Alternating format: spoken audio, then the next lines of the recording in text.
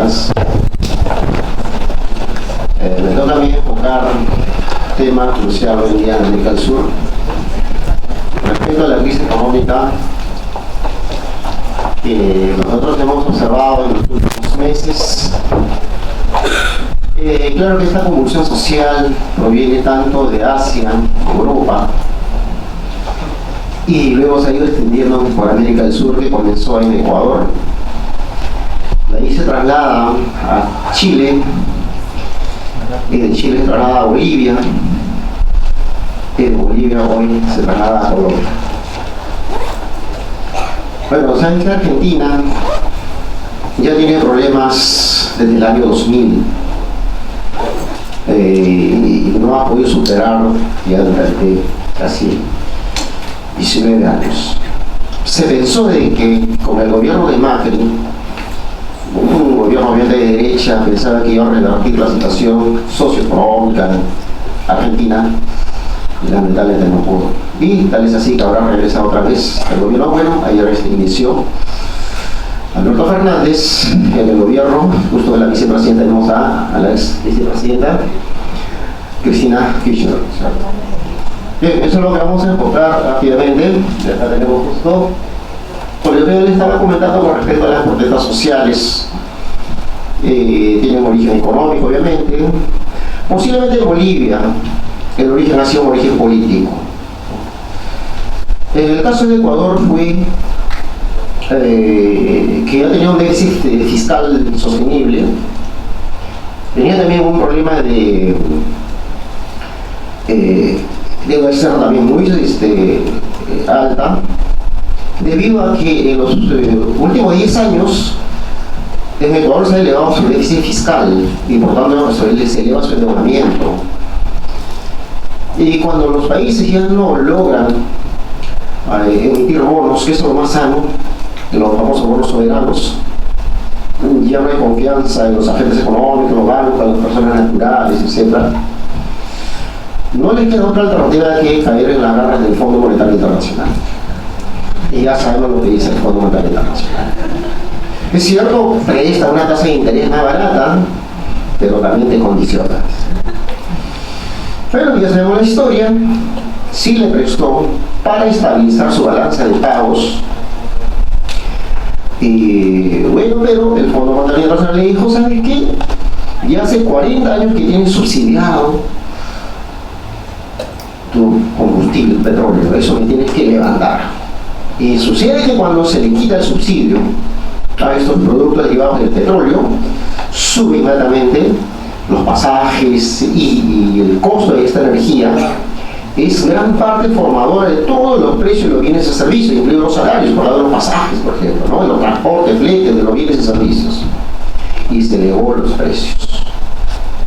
Ya sabemos la respuesta. Relación inmediata en este caso de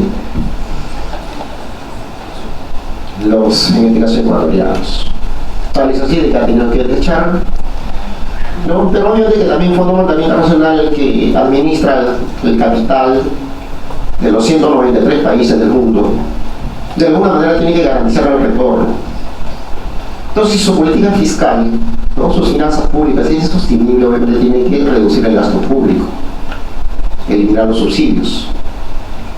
Pero ahora no, volvió al caso anterior. Entonces lo que está haciendo ahora Ecuador es obviamente que se va a retirarse de la Organización de Países Exportadores de Petróleo, para de esa manera no le ponga límites de producción. Al margen del precio bajo por volumen, puede exportar y tener mayor recurso fiscal para poder, en este caso, pagar esa deuda que tiene ante el Fondo Monetario Internacional. Bien, y así podemos ir viendo, por ejemplo, lo que pasó en Chile. Chile sí tiene un problema de desigualdad social. Si en 1990 Chile tenía, que se mide a través del índice de Gini, una desigualdad social de 0,57%, a 2018 Chile no ha bajado mucho, sigue alto su desigualdad. Ese es el problema de Chile. Y además son ya, si de reconocer, jóvenes muy educados y son mucho más conscientes de su futuro. Al ver de que ya no pueden progresar más, no les queda otra alternativa, ¿no es cierto? Deben forzar Y bueno, ahora ya sabemos que se va a cambiar la constitución política. Más adelante vamos a ver si cambiando la constitución política se puede mejorar la parte económica, la gestión, la asignación de los recursos. Eso también hay ese debate en el Perú, ¿no? Gran parte de la población también quiere que se cambie la constitución política en el Perú. La constitución política que le dio resultados, ¿cierto?, en los últimos años al Perú, el éxito económico que tiene. Entonces Chile sí, efectivamente, claro, con los 50 días que estuvo prácticamente inactivo, encima por el deterioro que hubo en la infraestructura, tanto privada como pública, sí Chile ahora sí tiene problemas. Posiblemente en diciembre estos crecimientos sean negativos, en el último trimestre de este año. Bueno, ya proyecta también la banca de inversión que el primer trimestre del próximo año va a ser negativo, por lo tanto, si son 2 trimestres consecutivos negativos, estamos hablando virtualmente de una economía ya en recesión de Chile. Sí, ha bajado obviamente su nivel de cultura. A pesar que Chile, vamos a ver, tiene muy buenos indicadores, ¿no? Hasta qué punto uno puede confiar en las cifras, ¿no? Muchas veces uno dice lo que dicen las cifras y no la realidad, es diferente, ¿no? Un país chiquito, con 19 millones de habitantes, produce por un valor de 300.000 millones de PBI. Perú, que tiene 32 millones de habitantes, producimos 229.000 millones de habitantes. Colombia, que tiene 50 millones de habitantes, produce 339.000 millones, casi por ahí con Chile. Sorprende por ejemplo. Y si vemos otro indicador muy importante por lado del sector externo, por las exportaciones. Chile, con ese tamaño de la población, de 19 millones de habitantes, se exporta 75.000 millones. Nosotros, con 32 millones de habitantes, exportamos por un valor que no supera los 49.000 millones de dólares. Sí importa además de los avances de Chile. Entonces habría que ver qué es lo que está pasando en ese país. Y en el caso de Bolivia, obviamente hay que recalcar esto, sí, cuando ingresa, en este caso, ahí acá tenemos justamente lo que estamos hablando del estancamiento de América Latina, ¿no? 2005 es donde ingresa Evo Morales a la presidencia de la República y cierto cambio del modelo económico.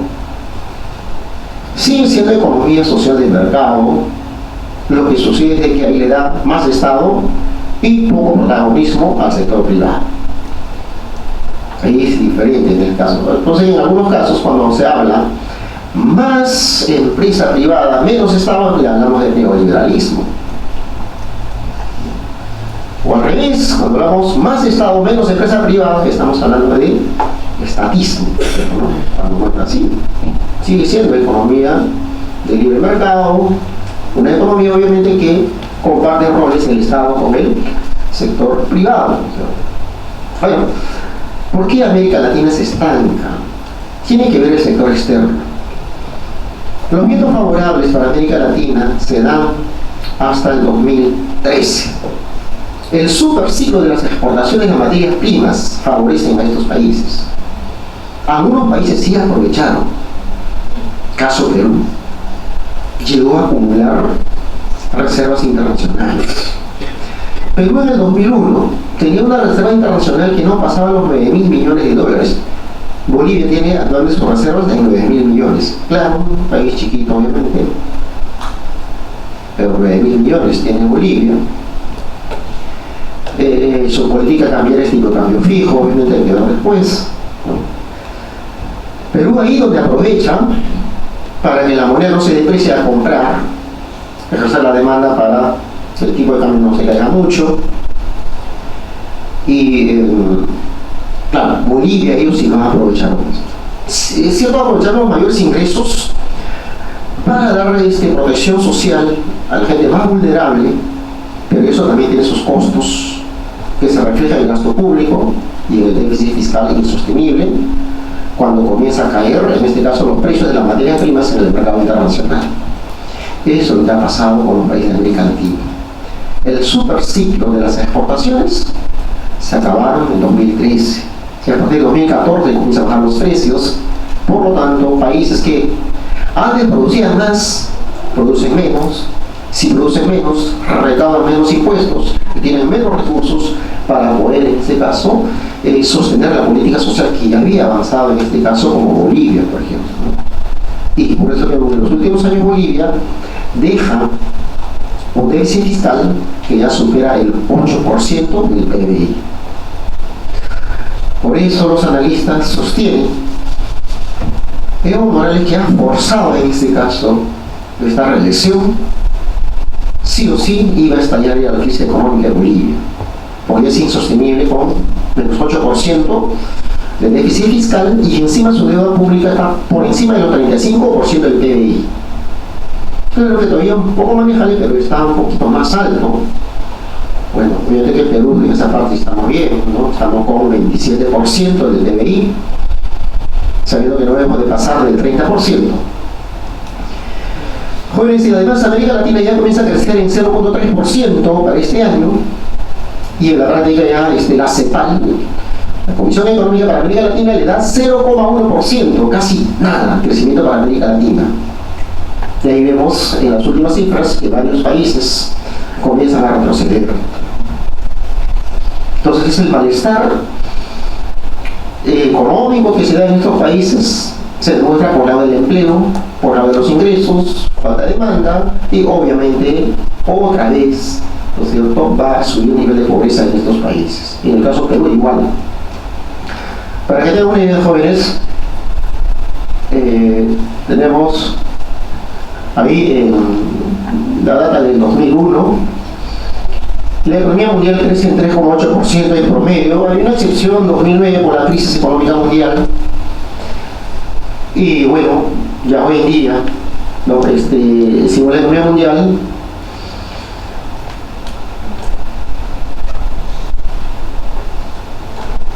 ahí tenemos justamente ya lo que está pasando con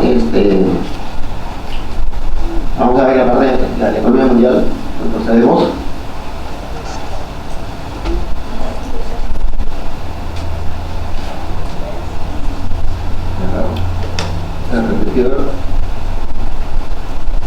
No te sigue con mi data.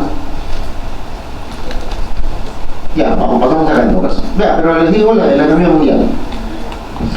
El mundo crece a una tasa de 3.3% a partir de 2014. Entonces la economía mundial se contrae, afecta también a la gran mayoría de los países del mundo. Y China, que es el primer socio comercial de los países de América Latina y América del Sur, cuya tasa de crecimiento comienza a bajar de 6.7% a 6% en los últimos años, y esa tasa influye fuertemente en el nivel de exportación de los países de América del Sur. Igual Bolivia. Las exportaciones fuertes de Bolivia, ¿cuáles son? Materia prima. Es un poco más fuerte que Perú. 80% de sus exportaciones son materia prima. Su gas, su petróleo, sus minerales, sigue siendo fuerte en este caso de Bolivia. Entonces los precios obviamente se comportan en el mercado mundial, no es sostenible en este caso en el tiempo. Ahí tenemos justamente de China. Ahora sí vamos a ver las proyecciones de América Latina y América que había para 2013 a 2014, ¿no? Todavía la gran mayoría de las economías estaban bien, ¿no? Argentina, Brasil, México, obviamente Argentina ya crecía abajo ahí, no se recuperaba de la crisis del año 2000. México, Ecuador, Venezuela todavía estaba bien. Venezuela, su tragedia de Venezuela comienza en 2013, por si acaso, ¿no? Porque ahí todavía proyectan, porque todavía estaba ahí, ¿no? Hugo Chávez, y justo lo que el profesor Adins explicaba. El segundo país de destino de las exportaciones históricas para textiles, confecciones, es Venezuela, por si acaso. Y en el 2009, justamente a los exportadores textiles de Perú les habla Venezuela. El número uno de textiles es Estados Unidos. Entonces, cuando Estados Unidos entra en crisis, comienza a comprarlo menos, ahí es donde nos habla de Venezuela. En las buenas épocas nos ha comprado por un valor de algo de 900 millones de dólares en textiles y confecciones. En esa crisis de 2009 nos compró por un valor de 700 millones de dólares. Jóvenes, ahora, el año pasado, el total de las exportaciones a Venezuela no ha superado ni siquiera los 10 millones de dólares. Para la crisis tan fuerte ahí en Venezuela. Chile también había crecido bien, Paraguay y Perú eran los países que lideraban por aquella época, ¿no? Pero sabemos lo que está pasando en estos últimos años. Crecimiento negativo de Venezuela. Creo que han acumulado en 5 últimos años más de 45% de crecimiento negativo. Argentina menos 2.7 para este año la proyección, y el próximo año sigue Argentina, ¿no?, con una crisis económica. Ecuador ahí está virtualmente también ya en recesión. México, ahí está Uruguay, está Brasil. Bueno, acá se proyecta sin los acontecimientos ocurridos con la protesta en Chile, por si acaso, los 50 días de paro, no está aquí.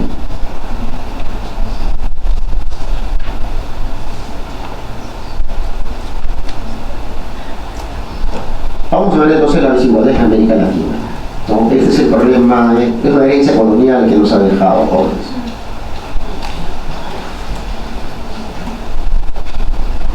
Es decir, el crecimiento económico no se traduce en una igualdad de oportunidades para los habitantes de estos países. El problema acá es el libre mercado. América Latina ha ensayado una serie de modelos económicos y ninguno ha dado resultados. Y posiblemente lo que sí está dando resultados en los últimos años es el modelo llamado economía mixta, pero con una presencia bien definida del rol del Estado en la economía, un rol regulador, y además con una capacidad de redistribución del ingreso. Que eso no se está dando en América Latina. Porque en el Perú concretamente lo estamos viendo jóvenes, muchas veces en alianza entre el sector privado, buscando prebendas, y en los últimos años obviamente ha sido develado esto respecto a la corrupción, para luego, ¿no es cierto?, obtener favores políticos para su sector empresarial. Pero sí hay una ineficiencia en relación a la capacidad de gestión del Estado. Creo que en los últimos años, por primera vez en la historia económica, Perú sí tiene recursos económicos, pero no los están gastando. Y le devuelven otra vez al tesoro público. Y los resultados lo dicen jóvenes. Muchas obras paralizadas. Si lo vamos a remontar a 2007, el terremoto, por ejemplo, del sur, todavía no culmina el 100% en este caso con las reparaciones, con la rehabilitación. O en 2017, el niño costero que devastó una gran cantidad de infraestructura en nuestro país. Y hasta ahora, jóvenes, todavía no se ejecuta el 100% de la infraestructura dañada. Ahí está la deficiencia, ¿no? Claro, posiblemente podría ser el caso de poder estar paralizado todas las obras. Bien, acá tenemos los resultados, ya en este caso de el índice Gini en América Latina. Bueno, ahí lo vemos a Perú con 44.1, algunos nos hablan de 43, otros nos hablan también de 42, en el caso de la CEPAL. Por eso ahí sí Perú ha avanzado. Sí se nota, o sea, ahí sí es comprobable. Cuando vemos nosotros zonas emergentes o distritos emergentes, ¿no es cierto?, que sí han mejorado. Ecuador es todavía alto, 45.4. México, Bolivia, ahí está con 48.2. Sí, todavía en Bolivia la desigualdad es alta. Y eso obviamente hoy en día es frágil, porque no tiene recursos con que sostener esas políticas sociales. Bueno, acá también vamos a tener que ver, en el caso del Perú, la participación del sector privado. Alguna vez el Estado propone el avance en las políticas sociales y el sector privado se opone. Bueno, ya sabemos el cliché que le pone, ¿no? El clientelismo, o el favoritismo, ¿no?, el facilismo, etc. Es cierto. Lo que sí hay que hacer es focalizar bien, en este caso, el nivel de pobreza, la pobreza extrema. Sí requiere una ayuda, es cierto. Cuando uno abre la TV Económica Jóvenes, en cuanto a las personas que salieron de la pobreza, la reducción de la pobreza en el Perú de 60%, que ahora estamos 20.5%, Sí, la teoría nos dice que casi el 80% ha sido producto no de las políticas sociales del Estado, sino ha sido producto del crecimiento de la economía a través del empleo. Eso sí está demostrado. Lo que sí hace el Estado es con esas políticas sociales focalizadas es darle un empujoncito, en este caso, a estos sectores más vulnerables de la sociedad. Y de ahí poco a poco ya despega, ¿no? Y mucho más potente con la educación, que sus 7 generaciones ya no retroceden a la pobreza. Por eso dice jóvenes con este bajo crecimiento que vamos a tener en América Latina, en el caso de Perú, se estima que 300.000 peruanos que ya habían salido de la pobreza van a retornar a la pobreza, o ya están en la pobreza otra vez este año. Y ahora a volver otra vez, estamos hablando de las tasas de crecimiento. Entonces, ahí estamos viendo inclusive Chile, 50.5% en términos de desigualdad, índice Gini. Brasil también está así, Colombia también 53%. Entonces son cifras obviamente que nos indican si hay desigualdad social, obviamente, ¿no? Es decir, las protestas sociales tienen un origen económico. La decisión de Bolivia, que es la que generó, fue un origen político, pero ya se veía también ya el colapso económico de Bolivia. Bueno, acá también vamos para poder un poco respaldar en relación a la pobreza. Perú tiene 20.5% de datos 2018, que todavía no sale para 2019, ya pues sale el próximo año, pero ya con datos 2019. Bolivia 35%, Colombia 30%, Ecuador 23%, Chile tiene 13%, Argentina 22%, más que Perú. Sí, Argentina ha retrocedido mucho en los últimos 20 años. Siglo XX, Argentina no crece, Argentina sostenidamente. Bueno, acá tenemos la data, jóvenes, para el caso de Perú. 2007, Perú tenía un nivel de pobreza de 42.4% y estamos con 20.5%. Es decir, todavía en el Perú tenemos 6.593.000 personas en situación de pobreza. Pobreza monetaria que en promedio cada uno destina sus gastos tanto para la canasta alimentaria y no alimentaria por persona alrededor de 340 soles mensuales. Y en la pobreza extrema, sí, también tenemos ahí jóvenes, es un poco menos, 900.000 compatriotas están en una situación de extrema pobreza. Ellos sí viven con 187 soles al mes que destinan gastos ya en solamente canasta alimentaria, y ya no la no alimentaria, es decir, ropa, medicamentos, salud, ya no solo es alimentaria, obviamente con mucha deficiencia nutricional, obviamente, ¿no? Todavía tenemos pobreza. Justamente ese dato muy importante. Como ya cayó la tasa de crecimiento del Perú y se proyecta hacia el futuro para el 2030, ¿cuánto debería de crecer el Perú para tener 0% de pobreza extrema en el 2030?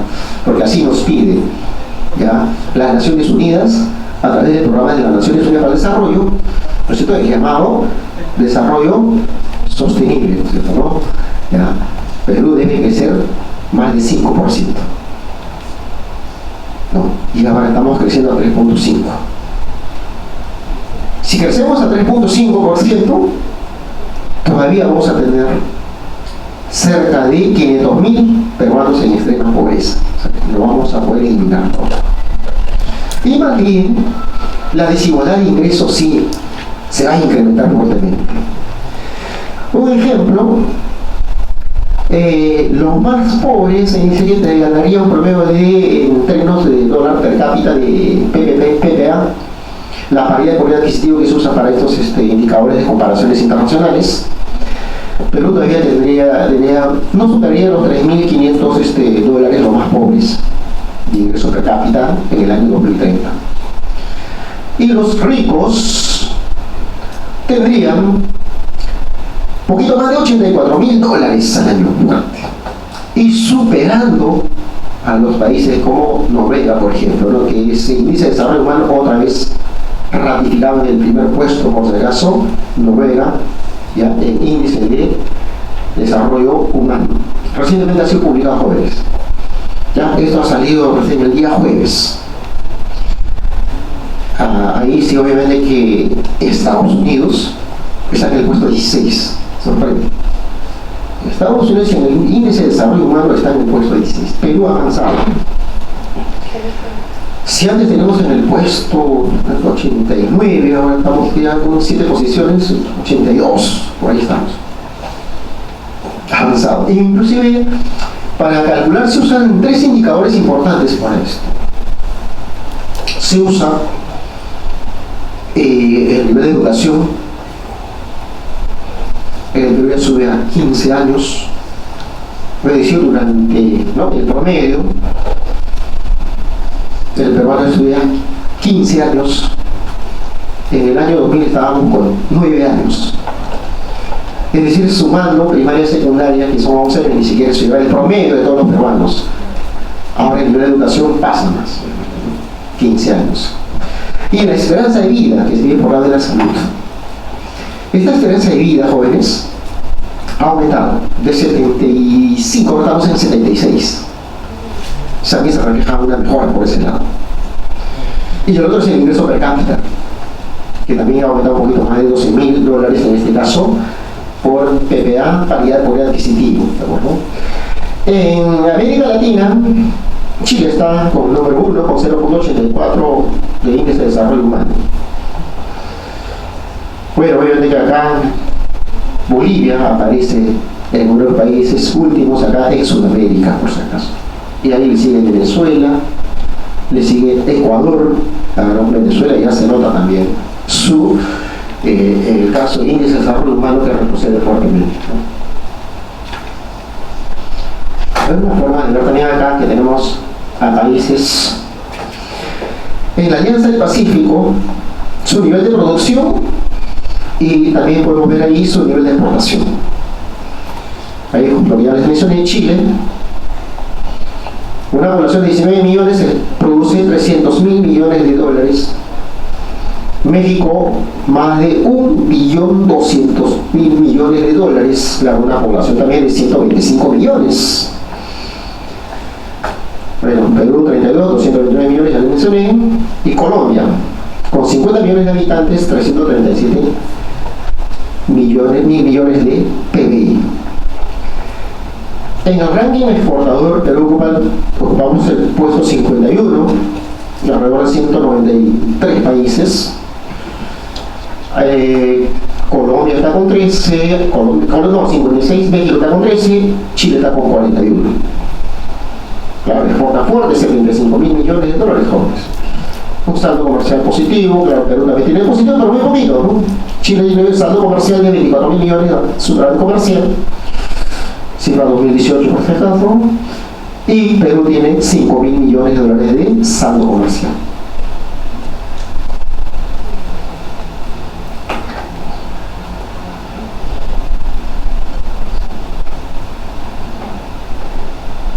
Aquí vemos a la gran mayoría de los países que conforman la Comunidad Andina de Naciones.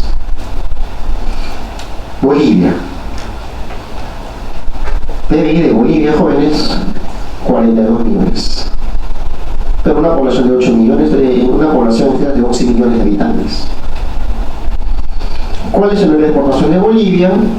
9 millones, cifras del año pasado. De esos 9 millones, el 80% es materia prima.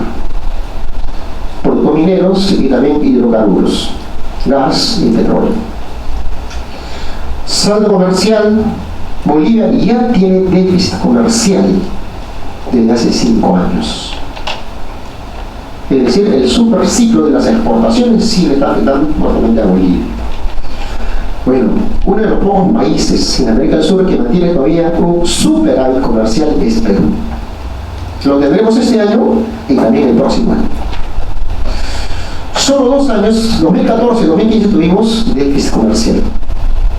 Pero siglo XXI el Perú tuvo un superávit comercial sostenible. Nunca había ocurrido en el Perú en su historia económica. Al terminar el siglo XX, de acá en 90, hemos terminado con el déficit comercial, con todos los años negativo. ¿No? Eso lo que dice pues, el profesor Dorsch también, una forma, o Jack Pollack, por ejemplo, Robert Mandel, ¿no?, de poder explicar la crisis económica mirando el sector externo de la economía, ¿cierto? Del lado de la balanza de pagos. Bueno, ahí tenemos el modelo económico, ¿no es cierto? Este modelo económico que la gran mayoría de los países de América Latina, como también de América del Sur, cambia. El último gobernante que aplicó una política económica heterodoxa en Bolivia ha sido Paz Extensor, inclusive con sus paquetazos. En el caso del Perú ha sido Alan Mono, Fujimori cambió el modelo. Bueno, en Chile sí, también ingresa un gobierno de izquierda. Algo también para tomar en cuenta lo que pasa, ¿no?, en Chile.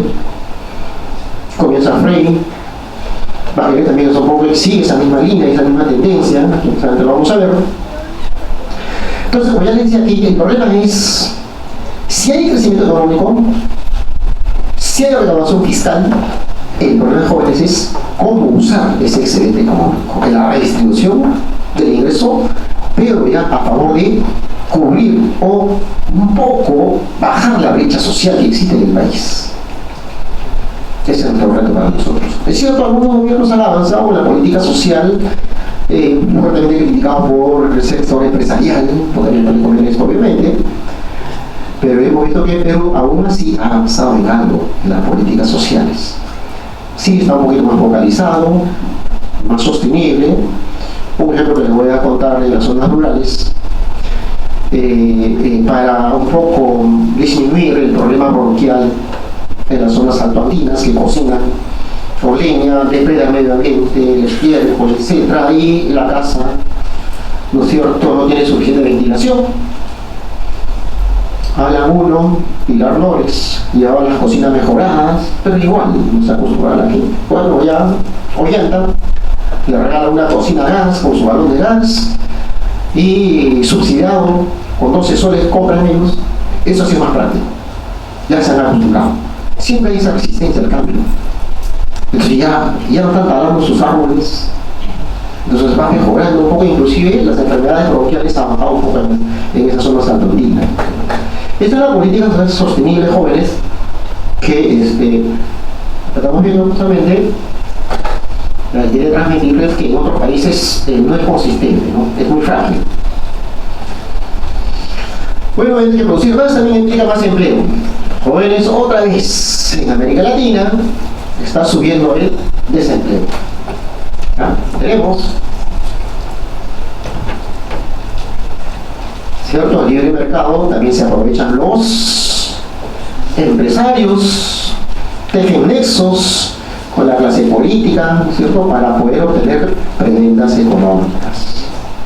Claro, eso obviamente no es el libre mercado, eso se llama una economía mercantilista, que hemos visto en la escuela mercantilista, que siempre busca que el Estado les proteja, ¿no es cierto?, en la competencia internacional, ¿no es cierto?, les dé beneficio para que puedan ganar. Entonces, tenemos una política social ineficiente, jóvenes, que no está logrando cubrir las necesidades básicas todavía que tiene, en este caso, la población en América del Sur.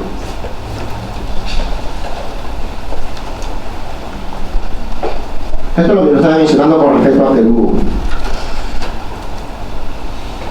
En diciembre de 2001, Perú tenía 9 millones de reservas internacionales netas.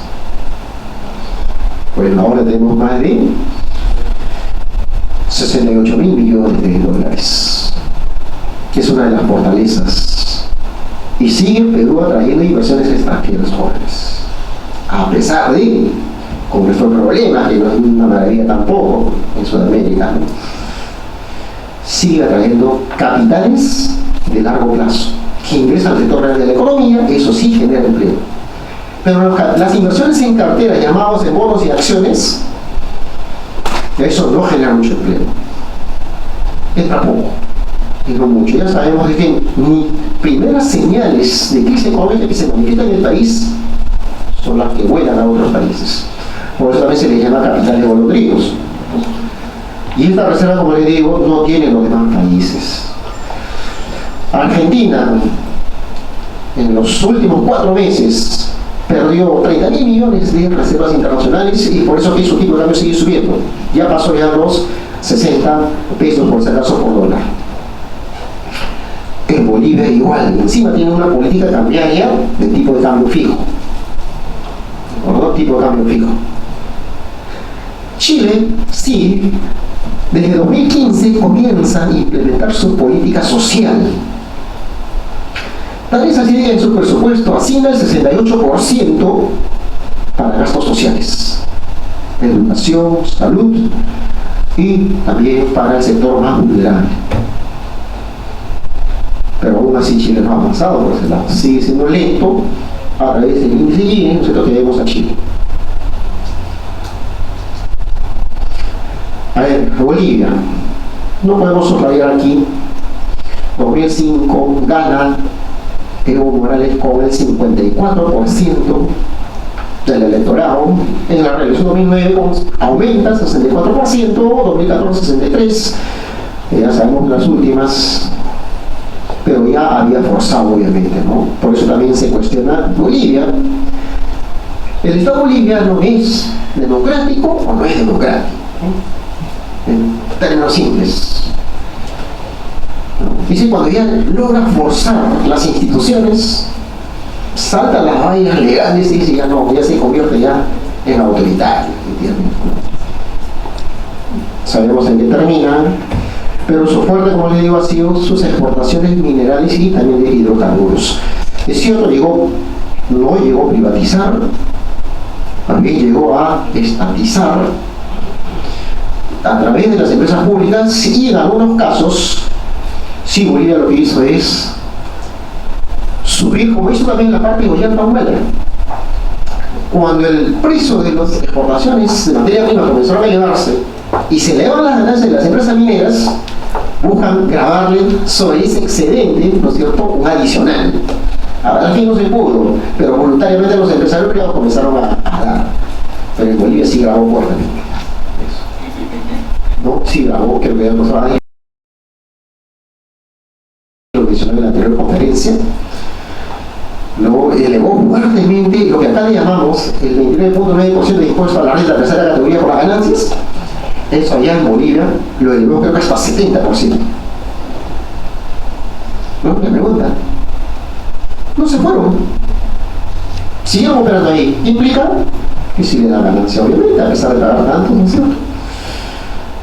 Lo que sí le he comparado, si ellos pagan aparte de eso, el canon, acá en el Perú, aparte de eso se paga el canon, por ejemplo, el canon minero, canon gasífero, que se trata de la explotación de los recursos. Si le agregamos eso, obviamente que el Perú también sube más alto, cuanto a la grabación de los impuestos de los recursos naturales. Bien, jóvenes, entonces ahí tenemos, otra vez América Latina, la desigualdad, y acá tenemos caso de Bolivia, las estadísticas, 80% del total de las exportaciones es materia prima. Están las cifras, lo dicen. En América Latina, justamente ahí tenemos también cifras.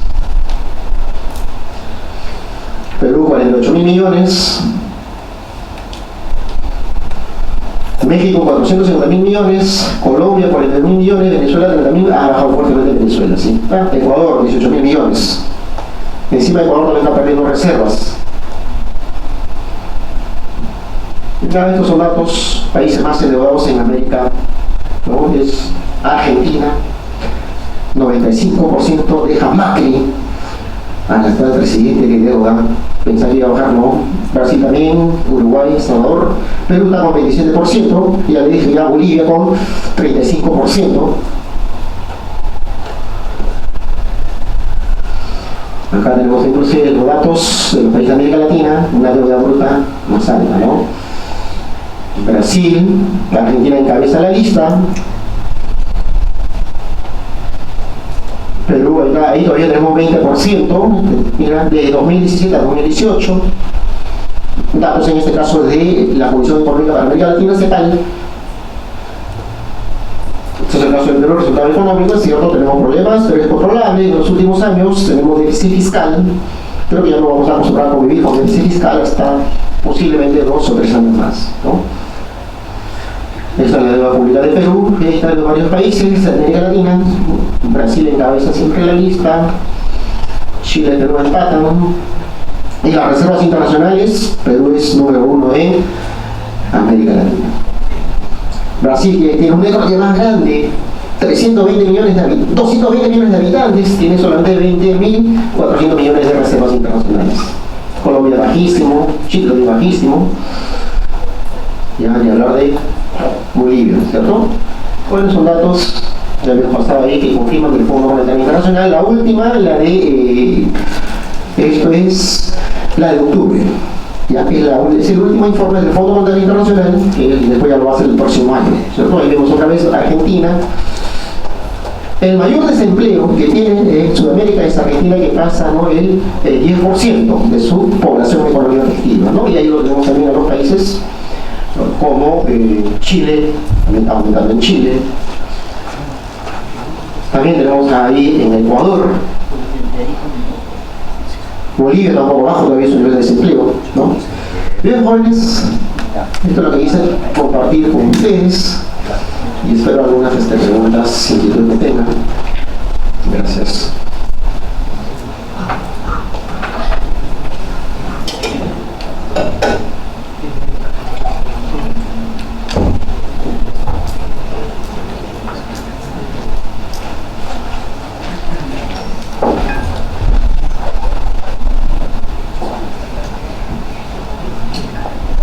Bueno, ¿alguna pregunta?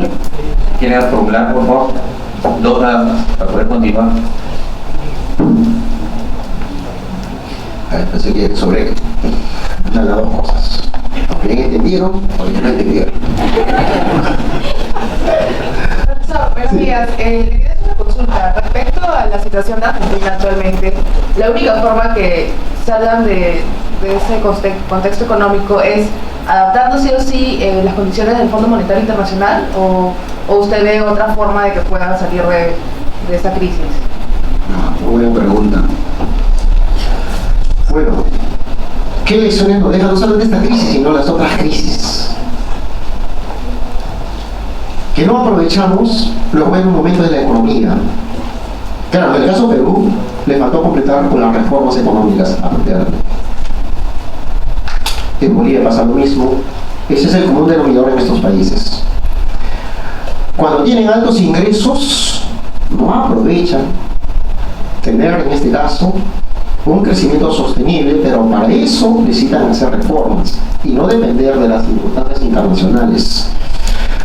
Los vientos extremos son favorables, obviamente, cuando crece la economía mundial, las exportaciones, y obviamente los precios suben, hay mayor demanda, pero luego caen los precios para la demanda, y ahí cae la recaudación fiscal y ya no hay recursos, e incluso para sostener las políticas sociales que han avanzado. Entonces, el problema aquí, jóvenes, son las reformas estructurales que no hacen estos países en el momento oportuno. ¿Otra pregunta? Otra pregunta, la última.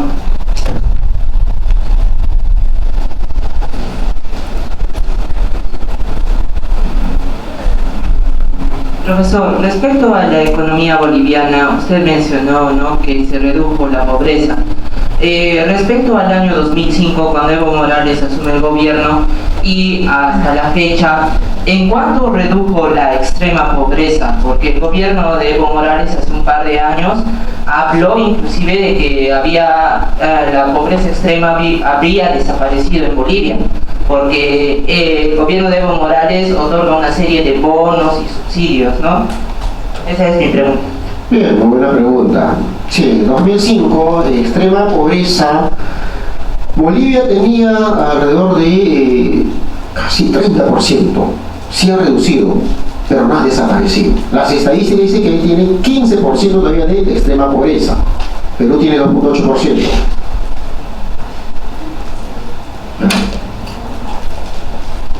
O sea que yo me remito a las cifras, ¿no? Una cosa que lo puede decir él, pero poco neutral, lo que recogen la CEPAL o el Fondo Monetario Internacional. De los dos lados constaté de que no ha desaparecido la pobreza extrema en Bolivia. Está en 15% y la pobreza absoluta está en 35%. Gracias. Le damos las gracias al doctor César Kirchner.